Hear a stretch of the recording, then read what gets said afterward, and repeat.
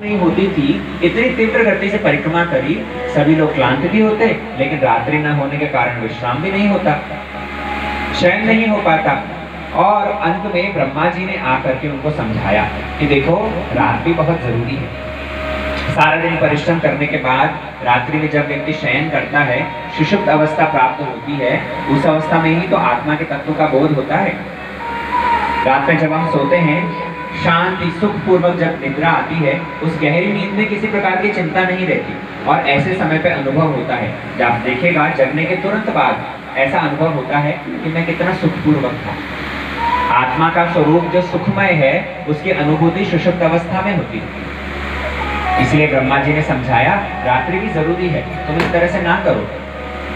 प्रियव्रत ने जब 7 बार परिक्रमा करी थी उस तेजियान रथ को लेकर के, तो इस भूमि के 7 खंड हो गए, इसलिए 7 समुद्र और 7 द्वीप हो गए। और उन्हीं सप्त द्वीप में से एक ये भारत खंड है, जिसे पहले अजनाब खंड कहा जाता था। भरत महाराज के नाम पर ही ये भारत कहलाने लगा है। और विशेष करके ये प्रियव्रत महाराज के परंपरा में ही भगवान ऋषभदेव ने अवतार लिया। ये ऋषभदेव कौन? भगवान के ही पालन शक्ति को पृथु महाराज लेकर के अवलंबन हुए और ऋषभदेव भगवान के अवतारों में से अन्यतम है। इन ऋषभदेव के 100 पुत्र हुए हैं। कितने?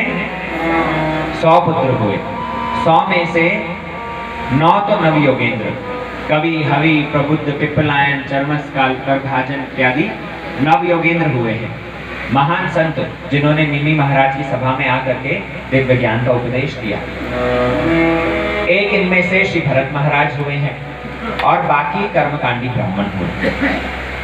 और भरत महाराज इत्यादि समस्त पुत्रों को लेकर के 100 पुत्रों को ऋषभदेव ने बड़ा सुंदर उपदेश दिया है। भागवतम में ऋषभ महाराज का प्रसंग आता है, जिसके अंदर अपने 100 के 100 बेटों को बिठा करके और उपदेश दे रहे हैं, भजन की शिक्षा दे रहे हैं, मानव जीवन की दुर्लभता समझा रहे हैं। ना हम देहो देह भाजाम्र लोके कष्टान कामान अर्हति विड्भुजाम्ये तपो दिव्यं पुत्र कायेन सत्वम। ऋषभदेव कहते हैं, अरे ये मनुष्य देह को साधारण मत समझो। ये मनुष्य देह ना हम देहो देह भाजाम्र लोके, ये मनुष्य देह जो प्राप्त हुई है, ये मनुष्य देह नहीं, ये तो मुक्ति का दरवाजा है। बड़े ध्यान से सुनो। कोई लोग भी आते जाते हैं, आप सबके सब उधर देखने लग जाते हो, हमसे बढ़िया कपड़े पहन के कैसे पहनकर आए हैं। हाँ,